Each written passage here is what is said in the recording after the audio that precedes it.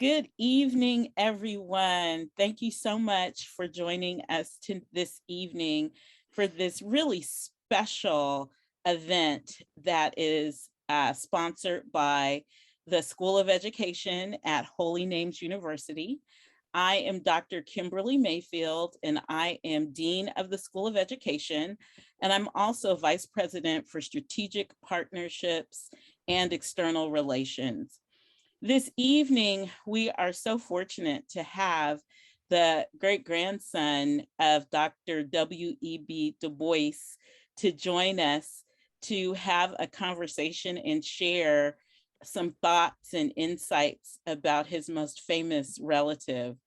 I have been a fan of Dr. Du Bois for quite some time. If any of you are HNU faculty, staff, or students, and you've been in my office, when you walk in, there is a picture of W.E.B. Du Bois. And the reason for that is because I looked at the experiences of African Americans and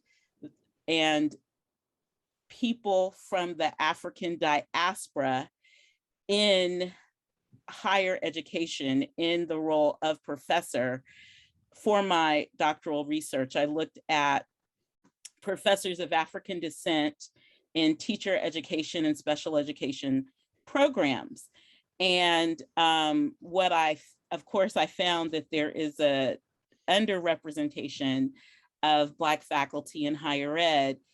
But when I wanted to look at the experiences historically, of course, that took me to Du Bois. And as brilliant as Du Bois was, and as prolific a writer, and as groundbreaking that he was never extended employment at a PWI, at a predominantly white institution. So when I walk into my office, I know that I am sitting on his shoulders. For it not been for him, myself and all the Black faculty nationally and internationally wouldn't have a place in the academy. So it is my honor and privilege to always acknowledge that in my office, and to make sure that those who are coming to visit me look right into the eyes of Du Bois. And I talk to him often about things that I'm encountering, and wonder what his disposition would be and what his wisdom would be. So I have a real personal connection to this evening. And so many of us know lots and lots and lots of things about W.E.B. Du Bois. And what I'd like for us to do now is to go to Mentimeter, and Brad is going to drop the link in the chat. And please click on that link, and it's going to ask you to write 3 words that come to mind when you hear the name W.E.B. Du Bois. So the link is in the Mentimeter, and you'll have a minute, maybe 2. Is it being populated, Brad? It is good. Okay. So you'll have until 5:09 to put your words in, and then we're going to see the word cloud.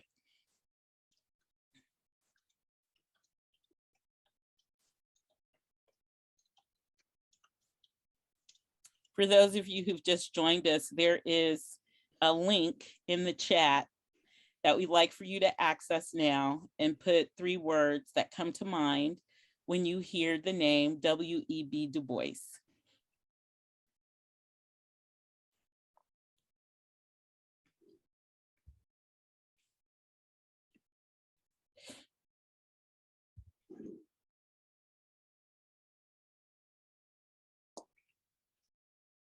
Okay. I think we're ready to show the word cloud, Brad. Downloading it right now. Give me 1 second. if you weren't able to put your words in the word cloud, just put them in the chat and we can see them in the chat.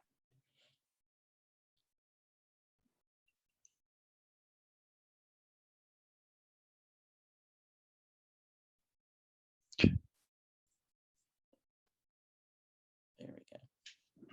So for those of you who know how Mentimeter works, the words that are the biggest are the words that most people said. So I am like delighted that scholar and activist almost have as many people who've said that. So socialist, transformational, communist, grandpa, educator, Reconstruction scholar, activist, writer, author, intelligent, NAACP are the biggest words. Teacher, historian, revolutionary, talented and forward thinking, Niagara movement, double consciousness, which is also one of the frameworks that I used for my doctoral research. And so, of course, if we're going to talk about double consciousness, it takes us right to Du Bois. One thing that may be a little known fact that I was actually informed about this from my colleague, Dr. Kitty Kelly-Epstein, is that in the academy, when you were doing any kind of research, you have to include the limitations of your research. And we don't always know why we are doing things, but it was the work of Du Bois, and I see Arthur nodding. It was basically because of the inaccess that Black people had to libraries and maybe some other things, but limitations became part of how we do research. And that comes right out of the work of Du Bois. Every doctoral student in the United States and probably in the world is operating out of practices that were created and pioneered by Du Bois. So just sharing that. And now we will go to one of our most prominent alums of Holy Names University and the School of Education, Marcus Deku, for some opening comments.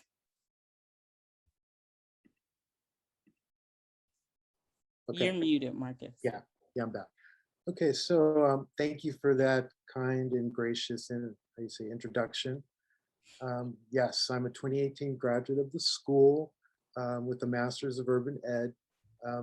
Besides that, I am also a second generation owner of Deku & Associates, which my father founded an interior design company, of which under my direction, I now specialize in rare books and collectibles of historical interest.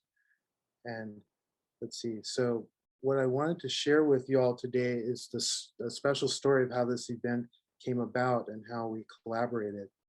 And I'll start with a quote. Du Bois once said in relation to my story, "The function of the university is not simply to teach breadwinning or to furnish teachers for the public schools or to be a center of polite society. It is above all to be the organ of that fine adjustment between real life and the growing knowledge of life, an adjustment which forms the secret of civilization." And my story shares a related opportunity that they say speaks to this fine adjustment between real life and the growing knowledge of life. And it begins, as Dr. Mayfield mentioned, with inspiration and mentorship. And I look to her as, they say the greatest inspiration I had while I was at Holy Names as an instructor and mentor in my program. So thank you for that. And in appreciation specific to Du Bois' work, it helped me to understand the African-American or BIPOC experience through his lens.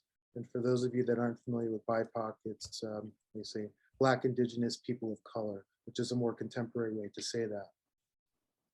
And how that translated into you know, moving into this opportunity, it it was about me embracing my passion in books and collectibles and the acquisition of things that we value.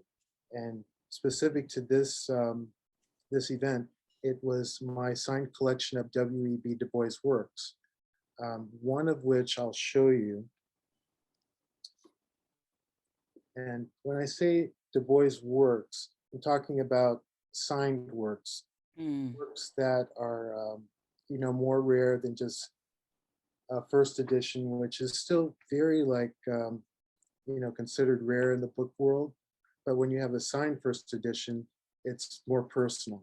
It's something that the author has actually touched. And then what I'd like to do is kind of jump ahead to the crossroads of this experience that led us to today, where Mrs. McFarlane, Teresa Arthur's wife, reached out to me about a book set called the Black Flame Trilogy. It's a 3-volume book set, and of course it was signed. But the one thing that stood out to Teresa about this book set was the fact that the third book was signed. And when you have like a volume set, many authors will just sign the first one. This one, all 3 were signed. And the third one, the most important to her, was important because it had a dedication to Arthur from his great grandfather, and it was signed. So, of all the books that she could have like found online, this was the only one that made the most sense because it was the one part of a book set that no one else could have, that she would be able to give to him, that was very unique because his great grandfather touched it and signed it. So, our relationship grew from there. And, she shared Arthur's desire and reasons he wished to acquire this book. And once Arthur received it, he was curious and had some questions for me. And we discovered through our communication that we had shared interest. And, the culmination of all this became an idea and a question that I had was, how do we give back and share Arthur's experience with a greater audience? So connecting, the dots, I reached out to Dean Mayfield and the School of Ed and Arthur, and we put this together, and you know that's what brings us to today. And an inspirational writer, Mandy Hale, explained, "When life brings you full circle, pay attention. There's a lesson there." And in summary, considering my experience with Du Bois' work and meeting Arthur, I consider it a fortunate coincidence. Through our communication, I learned about Arthur's passion for his experience and sharing it. As Arthur simply puts it about his great grandfather, it's about getting to know the man. And, you know, through the work that we've experienced, like doing our research, we don't get that. And that's the one thing that's really unique about what we're doing here today. And critically interpreting and helping readers of Du Bois literature understand his work more fully is really important. So to bring it full circle, sharing this unique opportunity with the School of Ed and the HNU community for others to benefit and widen their own literary lens is what it's about. So I want to thank you for the time, and I hope you appreciated learning how this came together. I'm going to turn this back to Dean Mayfield. Thank you so much, Marcus. Okay. And as we were talking with Marcus and Arthur, I was really excited for the opportunity because, Holy Names is a small liberal arts college in the Oakland Hills, not one of our bigger named university peers. And so that we are able to have this event is extra special. And the fact that the connection to Arthur came from one of our own graduates is even more special. And so Marcus represents what a Holy Names education affords you. And now we will hear from some current Holy Names University students who are part of the Black Student Union. So I will now pass it over to BSU President Aaliyah Q. Nones. Hi, everybody. My name is Leah Armani Quinones. I am BSU president. I'm also HNU president as well. And today I'm going to be introducing my lovely executive board. So Malik, take it away. Hello, my name is Malik, and I am the co-event coordinator with my partner, Kara Evans. So I'll pass it to me. I'm going to pass it on to Reagan. Hi, my name is Reagan. I am the BSU secretary this year. I'm a first year at Holy Names. And now I'm going to pass it over to my lovely advisor, Dr. Nicole Whitner. Hello, everyone. I'm Nicole Whitner. I'm the Dean of Students. And now I'm going to pass it over to Kara Evans. Oh, sorry, one more. I'm going to pass it over to Shay. Hi. Sorry, my camera's off.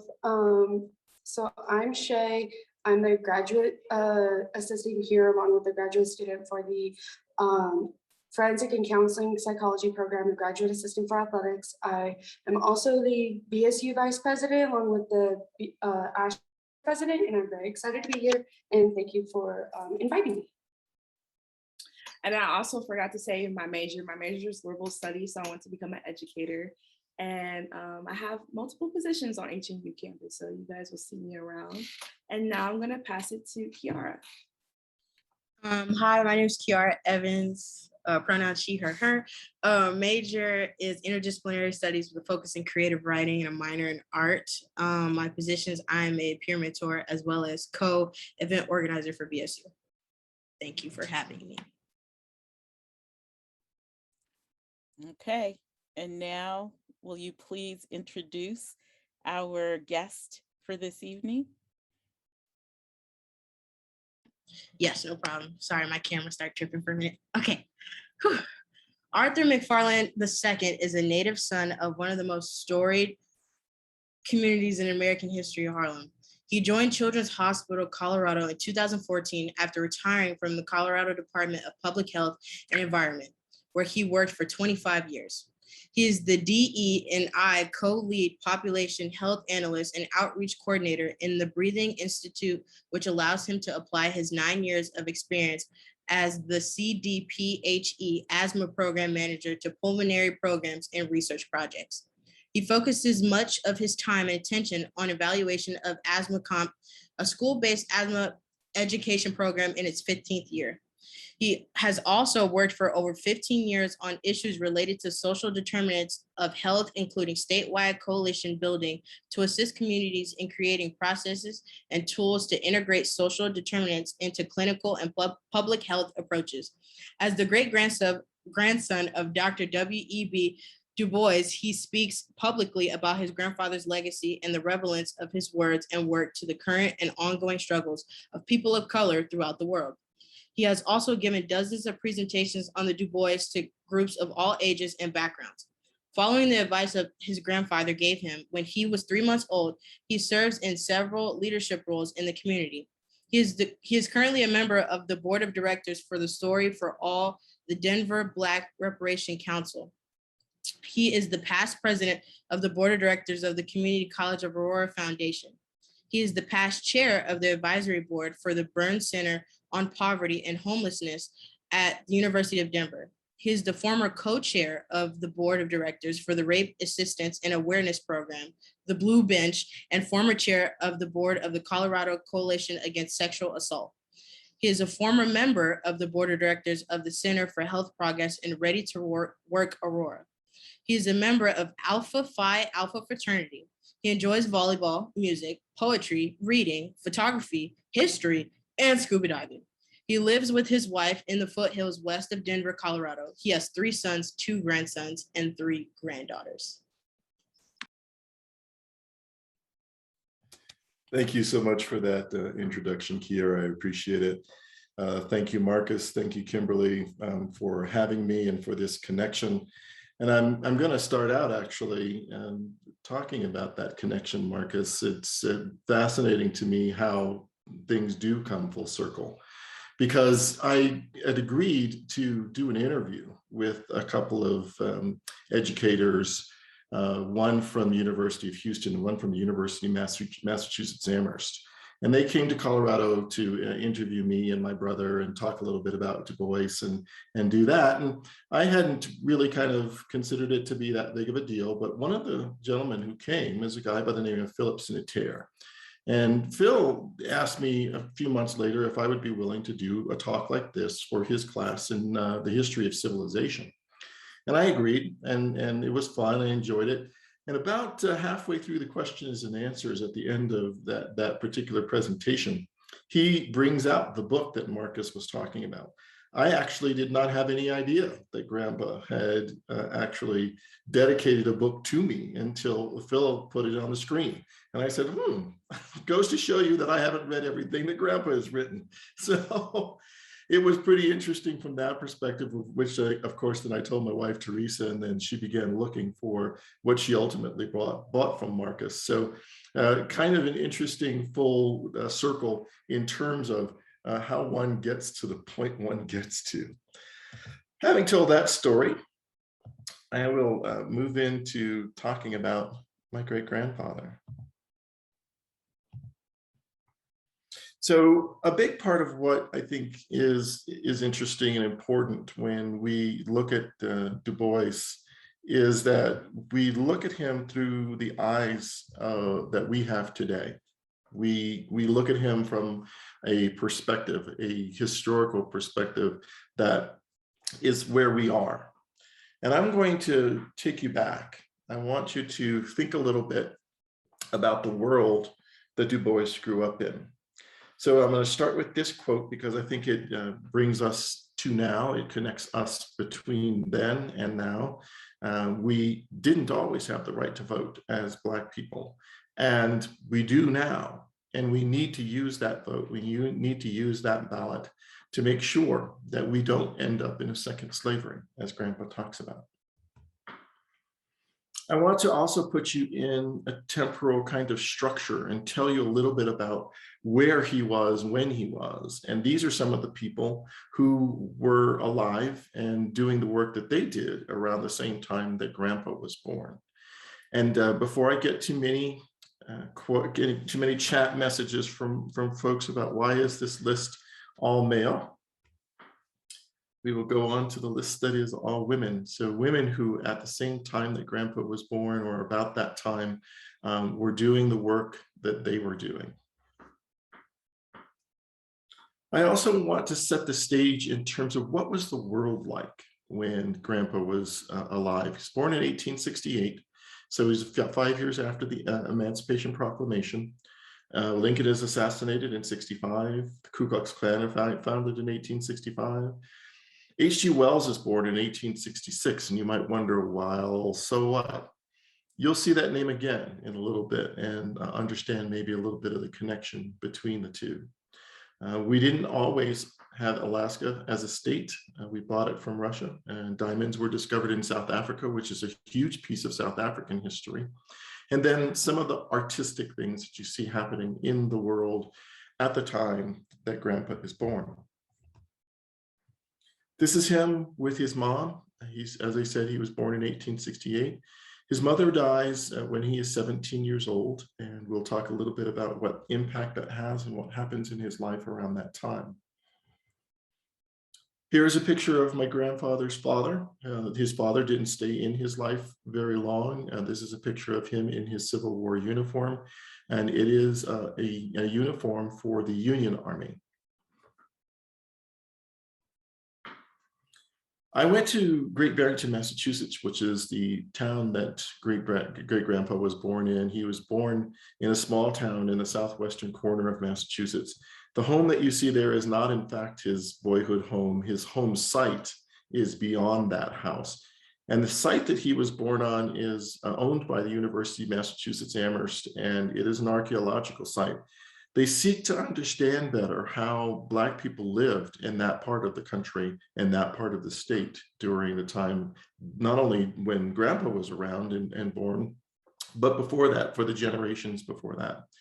He was one of a group that were called the Black Burkharts. His mother was one of the Black Burkharts. And it was a group of Black people who had lived free in the Massachusetts, Southwest Massachusetts area for many generations. You'll also find other historical markers around Great Barrington that show places where Grandpa actually lived when he and his mom moved from one place to another. This is the graduating class of his high school. So you get a sense of how small Great Barrington actually was. And of course, if you can't figure out who he is, he's that guy over there on the left with his hat in his hand. Great Barrington has celebrated Grandpa in many different ways, and particularly more recently. This is a river garden that they put in place along the Housatonic River. Grandpa loved rivers, and I think he loved rivers because of the Housatonic running through the middle of his town. He came to really appreciate the major rivers of the world and visit them and honor them. And to that point, he actually has a poem that was dedicated to him by Langston Hughes, which was something that Langston did very rarely. But the poem is called "The Negro Speaks of Rivers." Along that section of the Housatonic, they also have put up a series of plaques. They also have the same kinds of plaques near his boyhood home site that describe his life, describe some of the major things that he did, and describe the way that he interacted with that city, with that town. As I mentioned, Grandpa's mom dies when he's 17. The folks in Great Barrington recognize his intelligence and his brilliance, and they gather money together to allow him to go to Fisk University. So he goes to Fisk in 1885, and he graduates from Fisk in 1888 with a bachelor's degree. And these are the members of his graduating class. Grandpa then goes on to Harvard. Harvard doesn't recognize the bachelor's degree that he got from Fisk as a real degree, and they make him start as a junior at Harvard. And so he has to re-earn his bachelor's degree and then earn his master's degree and his PhD. And as many of you probably know, Du Bois is the first African-American to receive a PhD from Harvard University. This is his group of folks who graduated with him with his bachelor's degree. They were the speakers at that particular commencement. I think that Harvard had an opportunity at this point to say that Grandpa was a little too radical for them, or just not the right kind of person for their university, and to send him on his way. Of course, they did not. And the reason that I say that is because he gave a speech as part of this group, giving his bachelor's degree speech about Jefferson Davis, the previous president of the Confederacy. And so think about that for a moment. A Black man in 1890, not very long, 7 years after the end of the Civil War, giving a speech about the Confederate president at one of the greatest, if not the greatest, university in the nation. As part of his process of going through to get his PhD from Harvard, he goes to the University of Berlin, which is something that many of the Harvard folks did. They went to foreign universities or off to other universities to get a different perspective. Grandpa went to the University of Berlin, which at the time was the most famous university and considered the best university in the world. He gets a Slater Fund grant to go for the first 2 years. And in fact, he commissions actually submits a presentation to the University of Berlin folks to allow him to stay for a third year and get a PhD from the University of Berlin. Unfortunately, he doesn't get the funding from the Slater Fund or from other sources to allow him to stay the third year, which was a minimum requirement for the University of Berlin to give a PhD. He comes back to Harvard, he finishes his master's and his PhD, and in his words, grudgingly accepts a PhD from Harvard University. His dissertation from Harvard was called "The Suppression of the African Slave Trade," and this is a quote from that book. Suppression was considered to be the main source of information around the transatlantic slave trade for many years. His work was touted as being some of the best research that was done. And to that point, his book is the first in the Harvard Historical Series. So if you go back and look through that series, you'll see some quite interesting authors who have been considered part of that, and he was first. I put up a picture of Booker T. Washington at this point because after Grandpa graduates, Booker T. Washington in 1895 gives a speech that's considered to be sort of a turning point in the leadership of African Americans. And mainly because when it's first given, many African Americans, including Grandpa, consider it to be a good speech.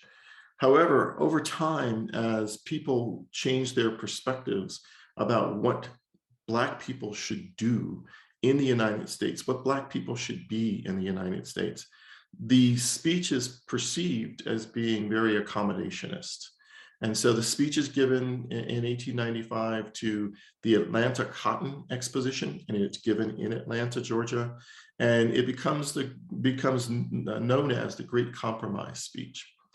Interestingly enough, not too long after Washington gives the speech, Grandpa sends him a short message on a postcard congratulating him for the speech, and later then changes his perspective on what Washington is advocating for. One of the things that I like to show about these two men, because the clash between them is often perceived as being quite a big deal, but I really like people to understand the differences between the two of them and why they came to be at odds with one another. For me, because there's so much in common that they have in common, it really is about being born in the North versus being born in the South, being born free versus being born a slave. I think that Booker T. Washington was one of the greatest leaders of African American history, particularly having been born a slave and gone on to head up and found the Tuskegee Institute to convince white philanthropists to fund not just the Institute, but also to fund other educational institutes throughout the South. I think Washington was brilliant in the way that he used those dollars to not just fund institutes like his, but to fund elementary schools and fund schools that would allow Black people to learn to read and write. So when people kind of make a lot of hay out of the disagreements between Washington and Du Bois, they tend to see Washington as the loser and Du Bois as the winner. And I don't think that's true. I think that what we need to do is we need to embrace all of the things that Booker T. Washington did and try to tell us about, and see that his leadership led then to the ability for us to see Du Bois more clearly.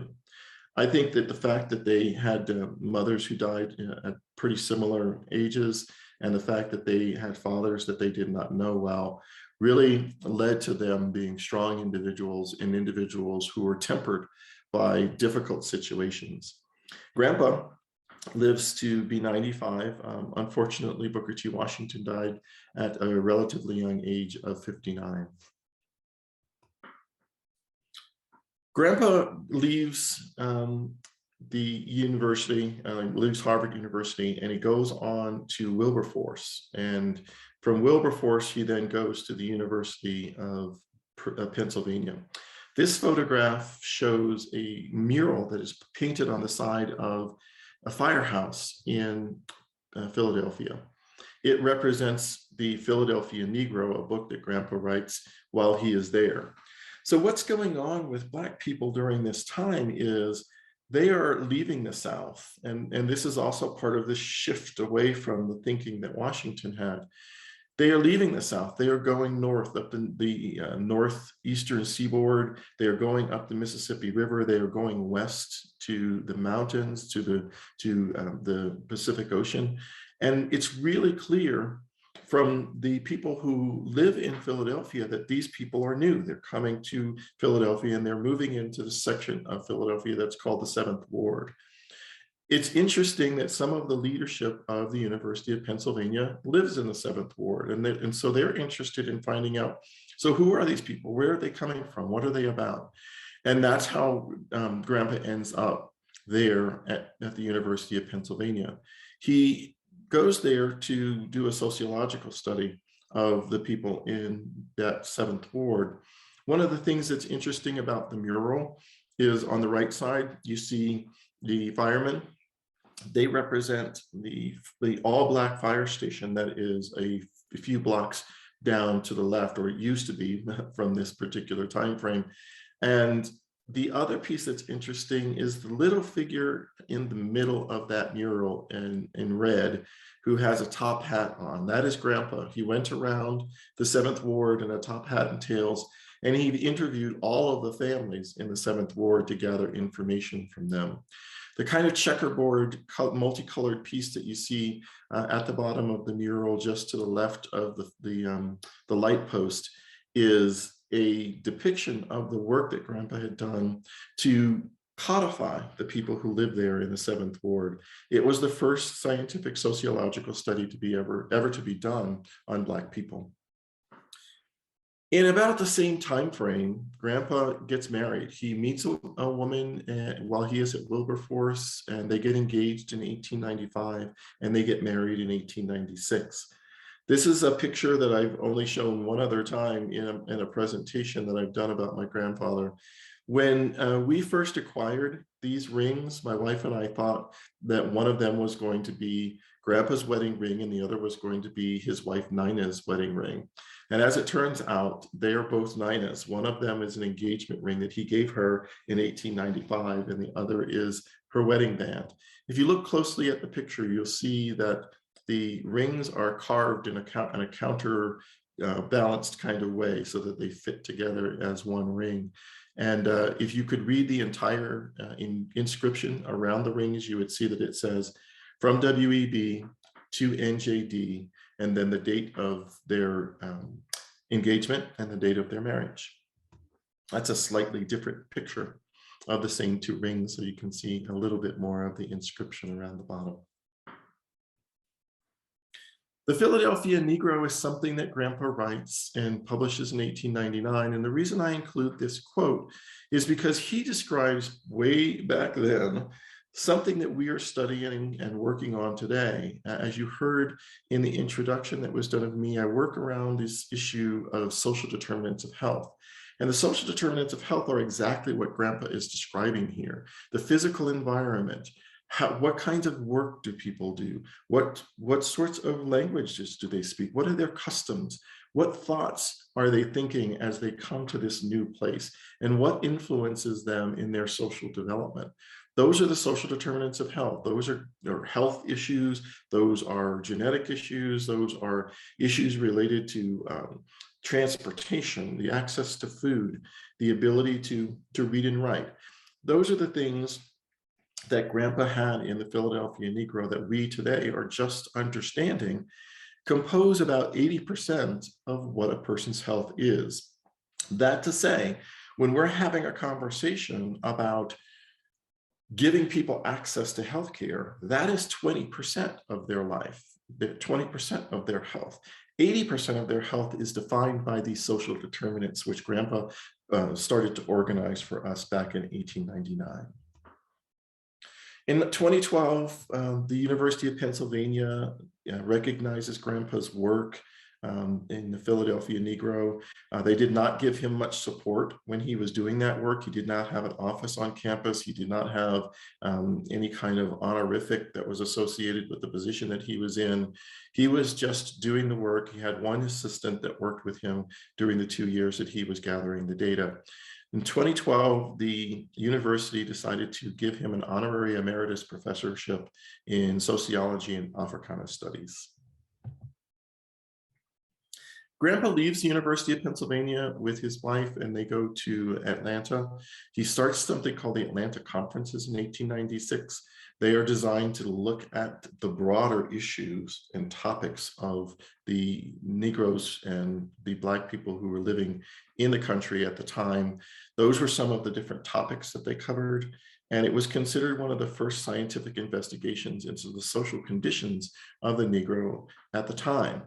So if you look back, you'll see that there is credit given to the University of Chicago for starting the first sociological department, Department of Sociology in the country. And it is also perceived that that's not true. And so the truth is that Grandpa started the first Department of Sociology in Atlanta, and he did it as part of the work that he was doing in these Atlanta conferences. If you want to read more about that, there is a great book called A Scholar Denied, and it's written by a professor whose name just went zooming out of my head, who is a professor at Northwestern in Chicago. His name will come back to me. In 2013, the Clark Atlanta folks wanted to honor Grandpa, so they erected a bust of him there on campus. And I went down as part of a group of people who were there to celebrate Du Bois and to celebrate the way Clark Atlanta University had decided to celebrate him. Clark Atlanta is what Atlanta University has become. They merged Clark and Atlanta University together. The bust in the middle, me on the left, the gentleman on the right is actually a Du Bois scholar who works at the University of Colorado at Boulder. His name is Raylan DeRabaka.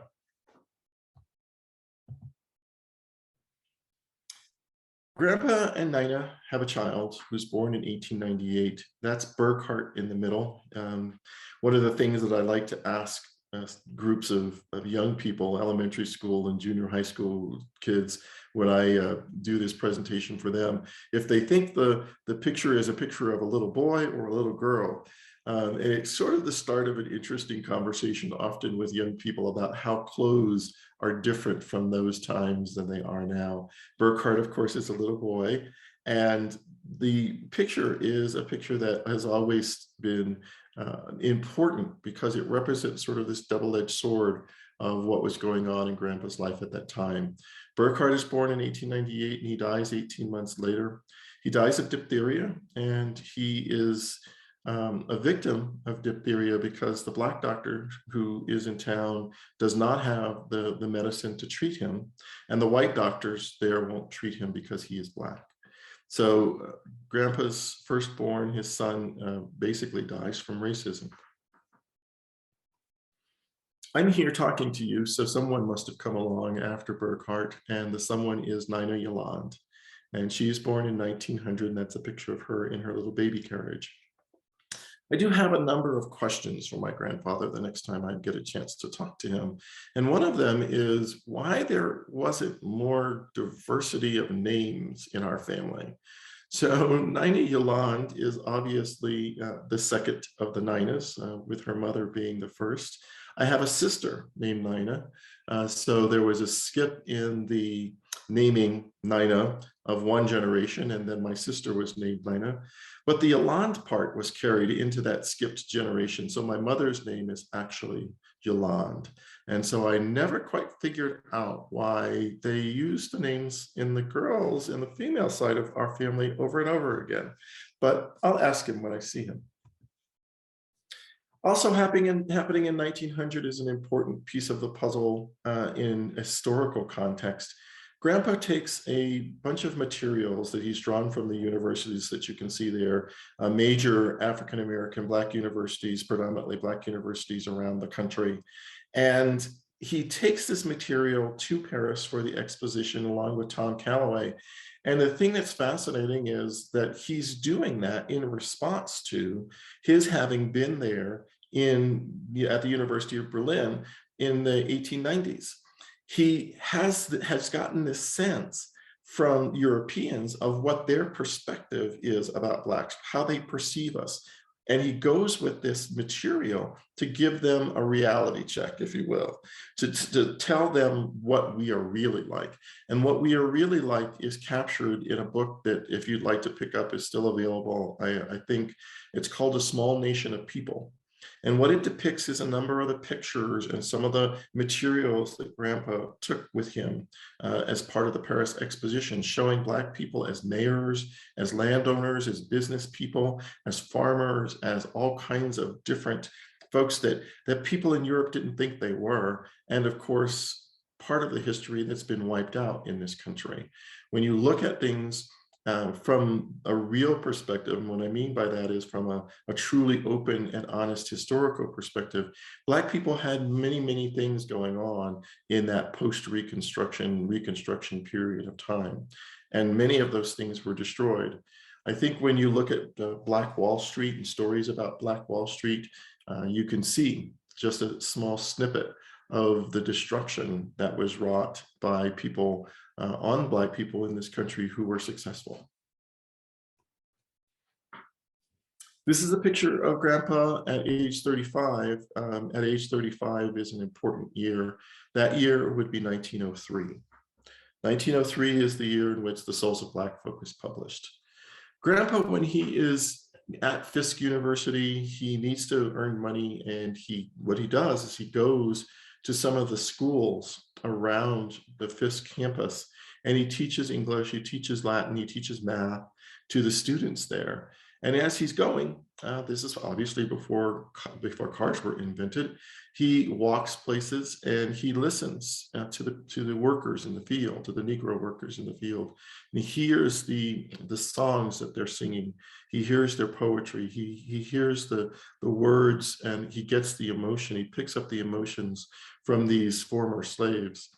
And so what you see in The Souls of Black Folk at the beginning of each chapter is either a poem or some words from a song, and then some bars of music that are typically the music that these former slaves were singing. This is a page, the first page of the final chapter in Souls of Black Folk called The Sorrow Songs. Grandpa continues to draw to him people at Atlanta University who are interested in the scholarly work that he's working on. And amongst those, he comes to know a number of people from around the country who eventually become a group known as the Niagara Movement. The Niagara Movement is called that because they are not allowed to meet in the United States. 29 Black men, 3 white men were not allowed to have hotel rooms, to meet in meeting rooms. And so they ended up meeting in Niagara Falls, Canada, just on the other side of the border from Niagara Falls, the United States, and Buffalo, New York. Their second meeting is very purposefully in Harpers Ferry, West Virginia. And for those of you who know African-American history well, you know that is the site of one of the largest slave revolts in history that was led by John Brown. What the Niagara Movement does and what they ask for and what they demand put them in direct conflict with Booker T. Washington. That conflict is somewhat open at that point because in 1903, when Grandpa publishes The Souls of Black Folk, one of the chapters in Souls is called Of Booker T. Washington and Others, in which Grandpa directly challenges some of the things that Washington believes. This movement, the Niagara Movement, ultimately is also part of what led to the founding of the NAACP. The NAACP was actually founded in 1909 as the National Negro Committee. And although you can't read this very small print, it shows the platform of the folks who were part of founding the NAACP in 1910. And they're demanding things like the right to vote. They're demanding things like the ability to ride on the trains. They're demanding the ability to gather, much like the folks in the Niagara Movement could not do. This is a quote from Grandpa about the work that he was doing with the NAACP, with the National Negro Committee. And it's interesting that he uses the word experiment, and then to realize that the NAACP today in 2021 still exists, that it still is one of the premier organizations fighting for social justice and advocating for freedom for all people. One of the things that I do take away from this quote too is that we must be brave and we must be courageous if this work is going to be done. The NAACP is founded on a simple principle, anti-lynching. And there are many other things that the NAACP demands as part of what they're doing, particularly early on, but it is predominantly an anti-lynching organization. And I show these photographs to you then for you to understand the terror that was wrought upon Black people as part of the lynchings that were going on in that time, but also to disabuse you of some of the myths that you might have around lynching. Lynching is an act of terror. It's an act of terrorism, and it is not just wrought against Black men. It is also wrought against Black women. This is a picture from Okemah, Oklahoma, and it is a Black woman who is hanging from a bridge. As you can see in this photograph, just to the right is the woman I just showed you. To the left, if you look closely at the picture, there is another person hanging there. The other person hanging is her son. She was forced to watch her son be hung, and then she herself was lynched at that time. And lest you think that lynching was just something that was done to terrorize Black people, let me show you this picture. This is a photograph from Marietta, Georgia, of Leo Frank. Leo Frank is a white man who was Jewish in Marietta, Georgia. He was hung, and his hanging, his lynching, precipitated the founding of the Anti-Defamation League. And lest you think that lynchings are something that were strictly done in the South, in Georgia and Oklahoma and some of the border states, this is a lynching of 3 Black men that occurred in Duluth, Minnesota.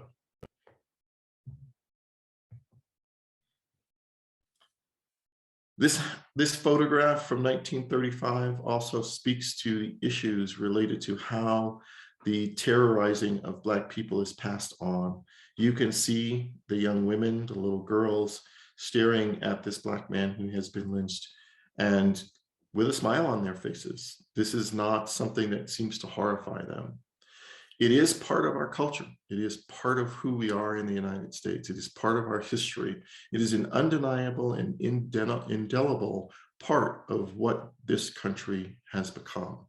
And if folks really want to understand what is the friction or the differences between Blacks and whites, it's often because, in my mind, that we, Black people, see this period in time, this history, very differently than white people do. The NAACP, as I mentioned, is founded in 1909. It's a fight against segregation, against lynching, for the right to vote, for equal opportunity. It is known for many, many things, but I put a small list here just to put into context. We'll talk in a minute or two here about Brown versus Board of Education, and we will also talk a little bit about the Spingarn Medal.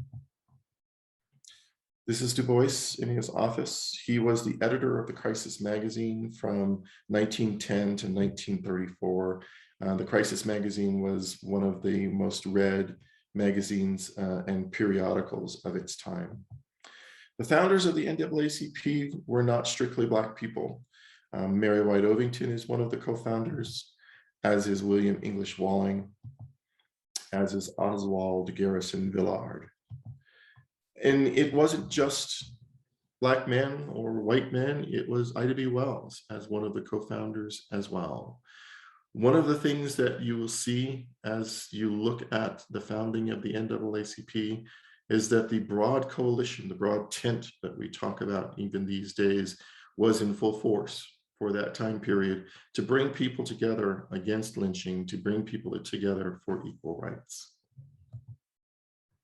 This is a cover of one of the first editions of the Crisis magazine. As I mentioned earlier, I have a number of questions for my grandfather the next time I get a chance to talk to him. And one of the questions is, why this picture on the cover of this magazine, one of the earliest versions, a picture of a little boy holding a toy. In his left hand, he holds a hoop. In his right hand, he holds a stick. The game is to roll the hoop down the street using the stick and see who can go the furthest. I wonder, why did he choose this picture as one of the first covers? Grandpa is also involved in a number of other different things. One of them is the Pan-African movement. It starts in 1900, and you can see there are different dates at which meetings are held. They skip over World War I, World War II, as their meetings. They're held in a number of different parts of the world. And they involve some of the earliest activists for decolonization of Africa, including Kwame Nkrumah, who we'll talk about a little later, Jomo Kenyatta. Kwame Nkrumah is the first president of Ghana, of an independent Ghana. Independent Ghana comes about in 1957. Jomo Kenyatta is the first president of an independent Kenya. I mentioned earlier that you would see the word, the name Wells again. The Wells that you see there is in fact H.G. Wells, and he was a part of the Pan-African movement. The organization that comes from this work is the Organization of African Unity. And if you go back and look at the history of the OAU, you will see that it represents a great deal of the things that were being demanded by Africans as colonial rule was stripped away. Here's a picture of the Pan-African Congress in 1921. This particular Congress was held in Paris, France, and that's Grandpa in the middle of the bottom row holding the papers in his hands.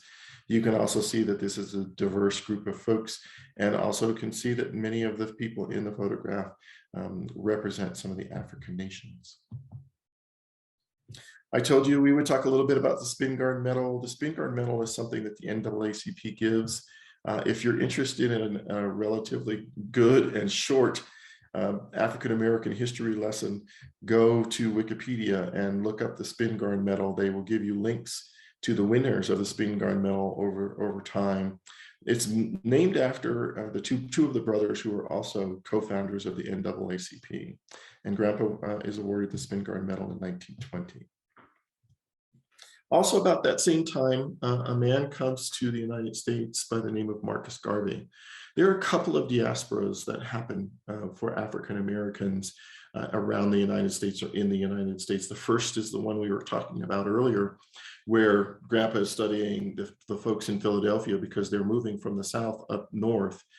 One of the second one is a movement from the Caribbean to the United States. A number of Caribbean folks move in the late 1990s, 1919s, and into 1920. And what you see in a number of the cities, particularly in New York, is a number of folks coming from that part of the world to the United States. And one of those is Marcus Garvey. Initially, Marcus and Grandpa get along all right, but they come to disagree about a number of different things later on. Marcus Garvey starts a group called the Black Star Line. It is a separationist group. He is advocating a Back to Africa movement, and he is a Pan-Africanist as well, but taking it from a different perspective, and that's what causes them to disagree. They both say some pretty ugly things about one another in the press and through intermediaries, and that turns the Pan-African movement into sort of a dualistic thing where one group is being considered assimilationists on the Du Bois side, where others are being perceived as separationists on the Garvey side. I had the amazing opportunity not too long ago to go to New York. I was invited to some work that was being done at the United Nations around the celebration of Mandela Day. And one of the other invitees was a man by the name of Julius Garvey. He is Marcus Garvey's son. And Julius and I got a chance to sit down and talk. And when we shared the stage together, I had the opportunity to apologize to him for my family and to his family for the words that were exchanged back in the 1920s between my great-grandfather and his father. And he in turn apologized for the responses that his father had given to some of the words that my great-grandfather had shared. And so we hope, both of us hope, that there is some reconciliation that is beginning to happen amongst the Pan-Africanists around the world. Grandpa's personal life is continuing onward in all the work that he's doing. His daughter grows up and she gets married in 1928. We're getting towards the end now of the Harlem Renaissance period that began back around 1920. Her wedding is considered to be one of the greatest or largest events of the Harlem Renaissance period. You can see there Yolande in the middle with her bridesmaids. And this is, again, one of those pictures that when you show it to young people, they kind of snicker at the dresses and the gowns and things, and see how different it was to dress in the Roaring '20s.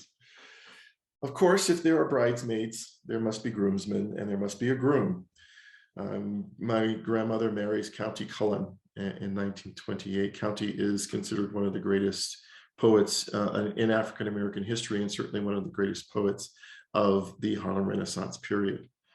If you have a groom and you have bride and you have bridesmaids, you must have groomsmen. And so when a groom chooses his groomsmen, he chooses his friends. And so some of County Cullen's friends stepped up to be groomsmen in his wedding, including Langston Hughes. James Weldon Johnson, for those of you who don't know, is the author of Lift Every Voice and Sing, at least the words. His brother, I believe, wrote the lyrics.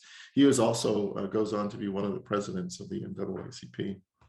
I told you would see the name Robeson again. Paul Robeson was one of the groomsmen at the wedding as well. He and Grandpa were dear friends. Again, if you don't know Paul, look up some things about him. He is amazing.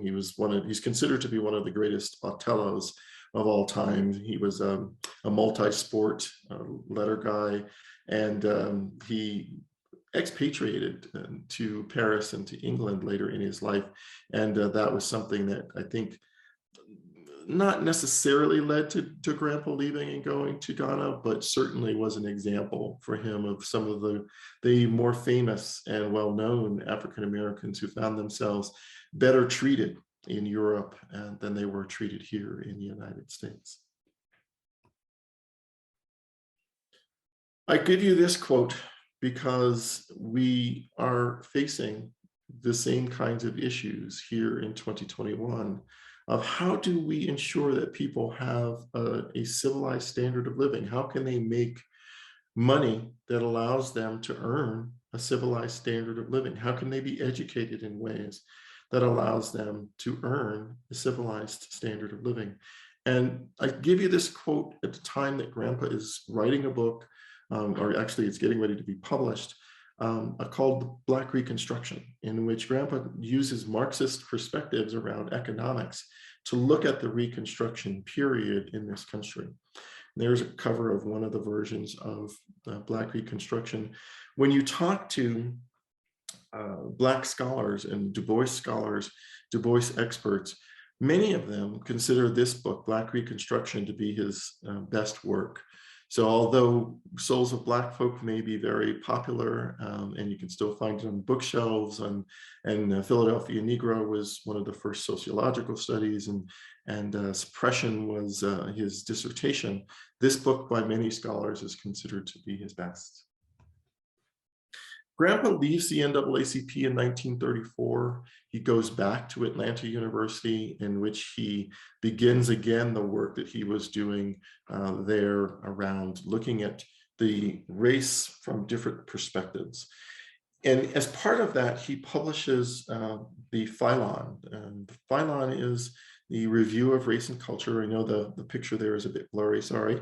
And it is considered, certainly by the folks at Atlanta University, to be one of the greatest publications over time, because it really does represent a glimpse into what was happening for Black people and what Black people were like during those time periods when it was published.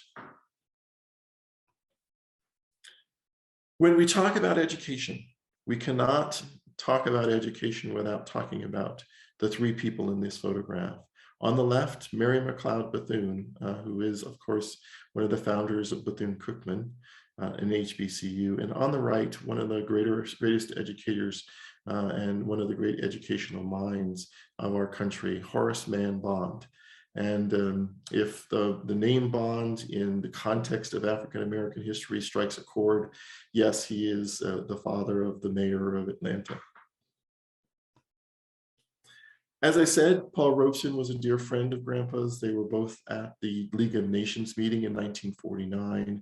And the story is told by Shirley Graham, who we'll talk about here in just a moment, that the two of them were on opposite sides of a large room of delegates, and that they saw each other and wove between all of the people in the room to come together. And this moment is captured in this picture when they come together in the middle of the room to find one another. And as you can tell by the smiles on their faces, they are dear friends. There are lots of stories I could tell you about their friendship, but we don't have time to dive into that right now. I mentioned the name Shirley Graham. In 1950, Nina dies. Grandpa's wife, his first wife, passes away. She has a stroke in 49 and dies in 50. Grandpa remarries in 52, and he marries the woman that you see to the right of him in the photograph. Her name is Shirley Graham. This is a photograph of some of the leadership of the Peace Information Center. The Peace Information Center was started as a group to help denuclearize the planet. They were trying to prevent the proliferation of nuclear weapons. Because he is in conversation with people in the Soviet Union and people in China who are experimenting with nuclear weapons, he is perceived as an enemy of the state. He is not a registered representative of any of those countries. And of course, those countries are communist countries. And of course, 1951 is the early part of what comes to be known in this country as the Red Scare or the McCarthy era. One of the things that happens as part of this, at the age of 83, Grandpa is arrested because of his work with the Peace Information Center.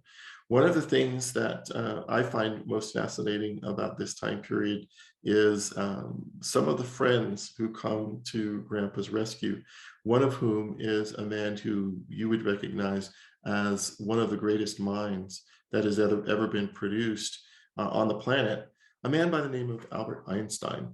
He writes a letter in support of Grandpa and Grandpa's work with the Peace Information Center. As he mentioned, Shirley and Grandpa get married. They get married in 1952. They get married on Valentine's Day. And if you might note from this picture, it appears that Shirley is a good deal younger than Grandpa, and that observation is correct. She is more than 20 years his junior. And as the story goes, in my family, Grandpa slept in Shirley's bed when she was a teenager. Now, that might sound a little off key and a little off color, but here's the story behind it. In those days, when Grandpa was working to really do work for the NAACP, go out and tell people about the work the NAACP was doing and to recruit people to their chapters and start chapters around the country, he was invited to Colorado Springs, which is where Shirley's family lived. They lived in, her father was a pastor, so they had a house that was given to them by the church.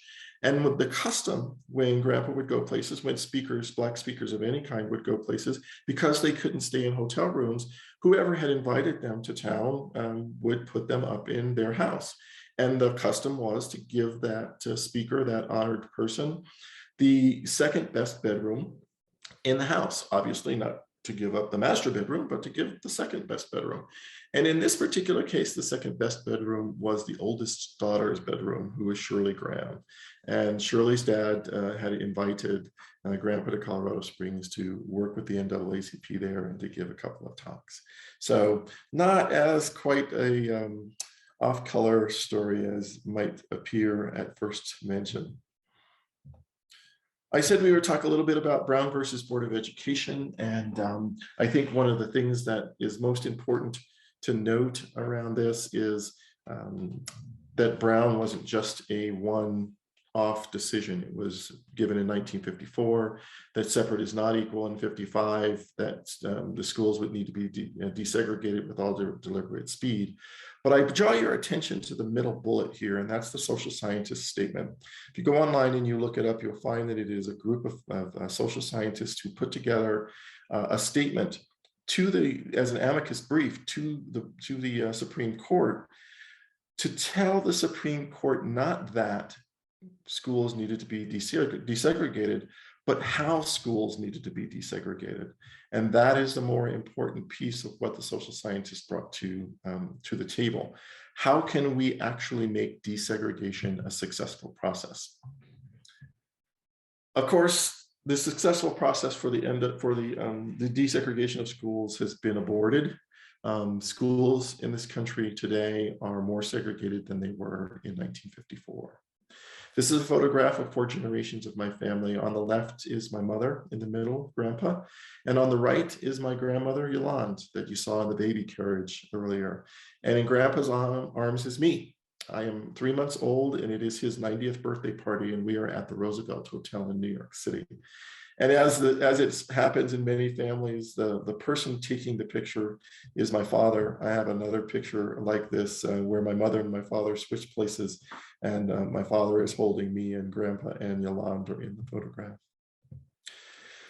As part of what happens in 1951, Grandpa's passport is taken from him when he is thrown in jail as part of the work with the Peace Information Center. He receives that passport back in '59. In the interim, he wins the Lenin Peace Prize, and he goes to the USSR, the Union of Soviet Socialist Republic, the place that we call the Soviet Union in those days, that is now called Russia today. He goes there to receive the Lenin Peace Prize. The gentleman on the right is Nikita Khrushchev. The woman on the left is Shirley Graham, and the woman poking her head from behind is the translator between Khrushchev and Grandpa. While he's in the neighborhood, he goes to visit another friend, and you can see him on the left there is Chairman Mao. There are a number of pictures in the University of Massachusetts Amherst archives of Grandpa and Chairman Mao together. This one is one of my favorites. Shirley had published it in a book. Shirley Graham was a writer and a brilliant woman on her own right. She published a book called The Pictorial Biography of W.E.B. Du Bois, and she has this photograph in her book. She has under the caption that the two of them are laughing like schoolboys. My other question, another one of my questions for my grandpa, what are the two of you laughing about?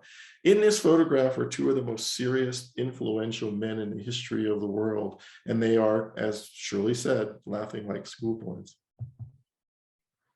This is a picture of me with my grandpa. Yes, I was a pudgy little kid. At my grandfather's knee is my twin sister, not so twin. Her name is Lorca Perez. She is named after the Spanish poet Federico Garcia Lorca.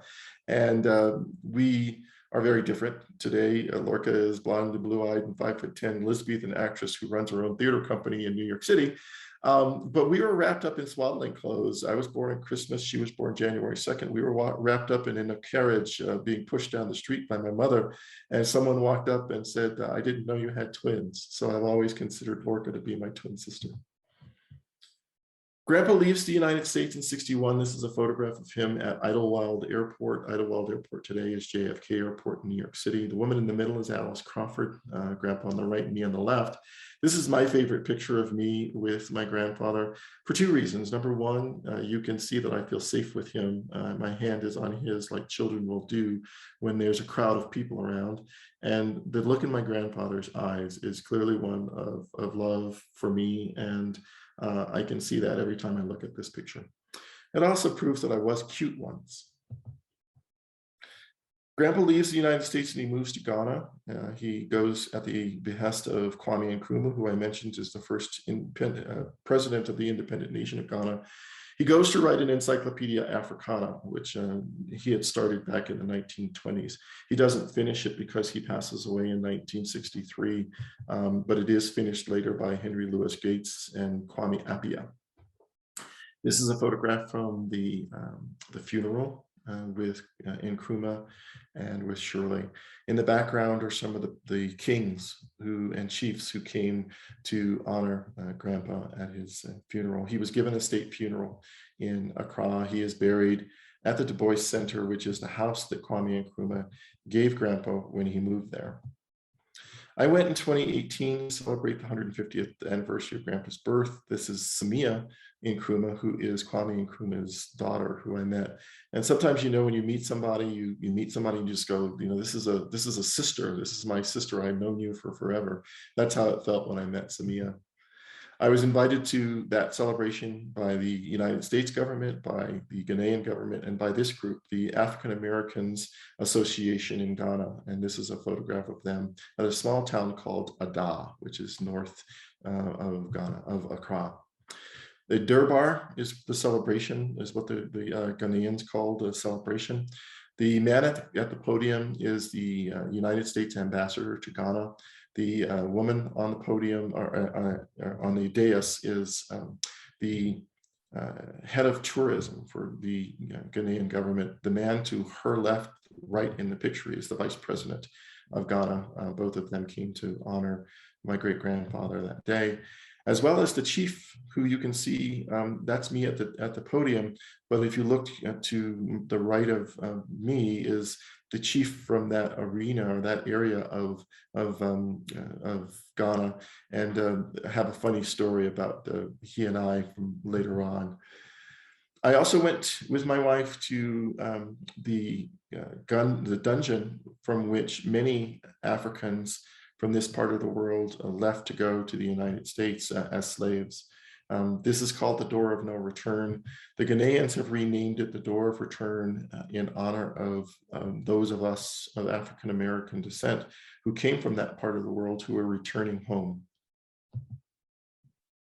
I leave you with this quote from Grandpa. It is then the strife of all honorable men of the 20th century to see that in the future, competition of races, the survival of the fittest shall mean the triumph of the good, the beautiful, and the true, that we may be able to preserve for future civilization all that is really fine and noble and strong, and not continue to put a premium on greed and impudence and cruelty. I give thanks to the University of Massachusetts Amherst for the use of the pictures that you've seen, as well as the Association of African Americans in Ghana, and to my family, to my wife, for giving me the patience to do these kinds of presentations and to continue to do this work. I give you a few references if you would like to read. I've mentioned most of them. The autobiography of W.E.B. Du Bois is a posthumously published autobiography. He published 4 or 5, depending on how many, what you count as an autobiography. Dusk of Dawn, Dark Water, Souls is considered autobiographical, as well as a couple of other books that he wrote. I mentioned Shirley's pictorial biography. The two last books there on the page are written by David Levering Lewis. Dr. Lewis published them separately, and each separate piece of the biographies won a Pulitzer Prize. And that has never happened before, or since, to my knowledge. So I will stop sharing, I'll stop talking, and give some of you who have been listening, thank you so much, the opportunity to ask some questions. Thank you so much, Arthur. I learned so much from your presentation, things that I really just did not know. So thank you so much for being with us tonight. We do have a few minutes for questions. So if you have a question, please put it in the chat, and we will get through as many of them as we can. See lots of kudos in the in there. Lots of thank yous. Amazing presentation. Thank you all for coming. It's always, for me, it is a learning experience as well. Often when I do these, people ask insightful questions that I hadn't thought of before. So please join in and ask some questions about what you've heard. I'm curious to see what some of your interpretations are of some of what I've said. While those are queuing up in the chat, I'll tell the little quick story that I mentioned. When I was in Accra, I was on the dais. There was they could only hold 5 people, and I said, you know, I don't need to be in the front row. The vice president was there, the ambassador was there, the chief was there, the ministers were there, they were all there, and I said, okay, I'll sit in the back row. So I did, and then when we were done, all the speeches were done, we were all going to go to the place. It's a gazebo where Grandpa is buried, and Shirley's ashes are located. All of us were going to go for to lay wreaths and to have photo opportunities and to honor Grandpa. And as it turned out, the chief was an elderly gentleman, and so he was a little slow getting up to leave, and all of the other folks who were in the front row had gone, and I was moving out. When I was introduced to him, as a group. It wasn't just him. There were 3 men with him, one who held his staff, another one to listen for him, and another one to speak his words. And I was told that I was not allowed to speak to him directly, which is their custom, and I accepted that, and I had no problem with it. I thought, okay, I'm glad somebody told me, because I would just gone up and shook his hand like Americans do, right? And so as we're leaving the dais, and he's slow, and I'm moving out from the back row, we meet at the stairs that are going down in the middle. And the stairs did not have any banisters or railing or anything on them. And so just out of courtesy, I stuck out my arm to assist him. And then I just kind of whispered, so no one else could hear me. I said, I know I'm not supposed to talk to you, but would you like some help down the stairs? And he took my arm and he laughed. If you've ever heard the Dalai Lama laugh, it was one of those kind of laughs of like, just from his heart, he just laughed and he said, of course you can talk to me. And I hope you will have a photo opportunity with me. And I said, of course I'll have a photo opportunity with you.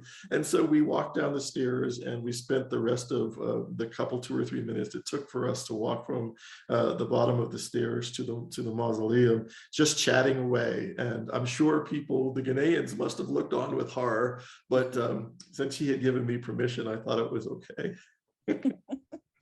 All right.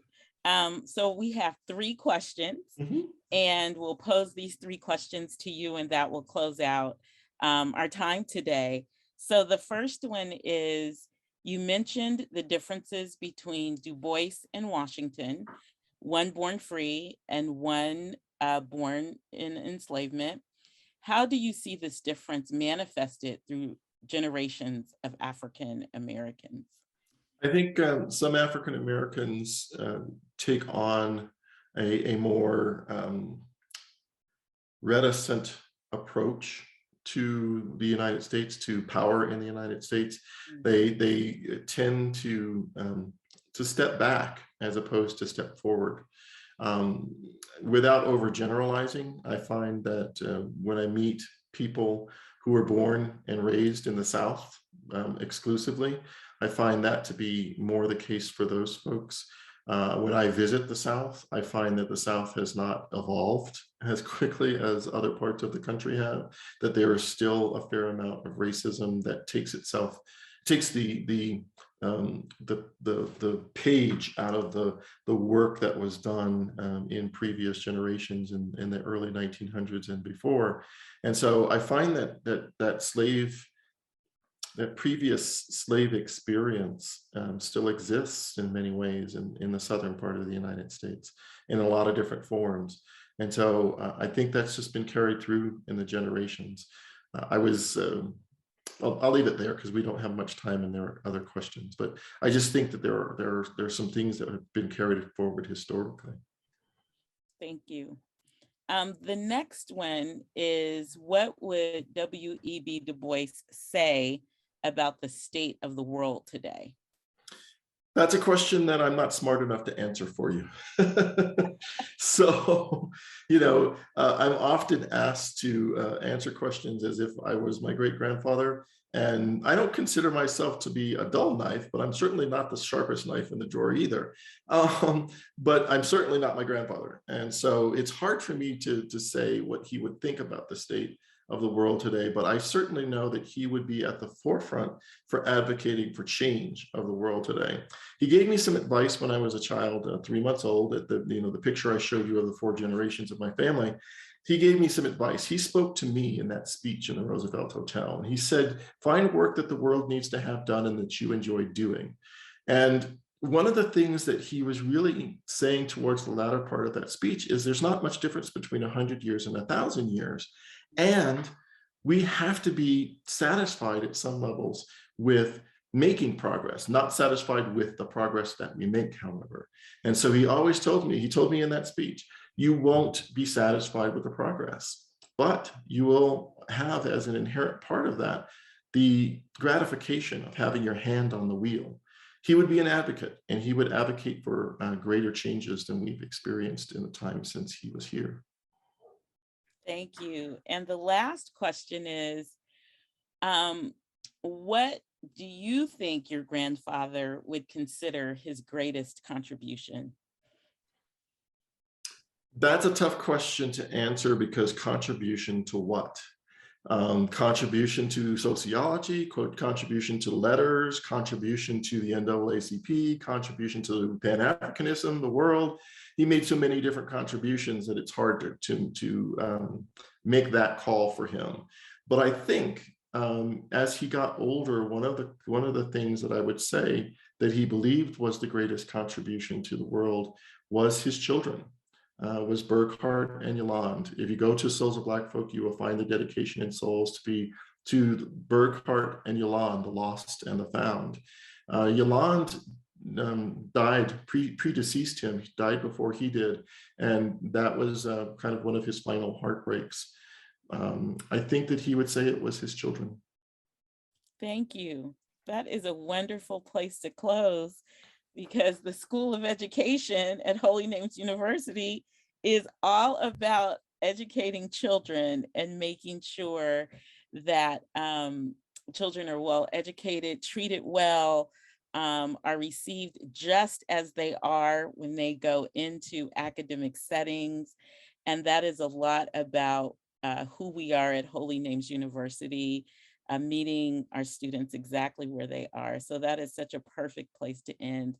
Thank you so much, Arthur, for being with us tonight. I want to let everyone know this is the first of what I envision to be mini chats with Arthur. There's some programming we'd like to do for in-service teachers to get reacquainted with Du Bois and go deeper.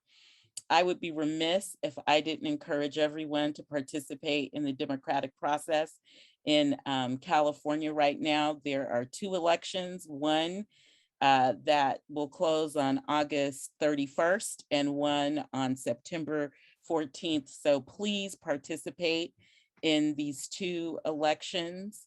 And thank you for joining us, and stay tuned for more things from the School of Education. We will have our second International Parents and Teachers as Education Co-Navigators Conference on October 9th, and we will be talking about learning loss and the importance of daily attendance.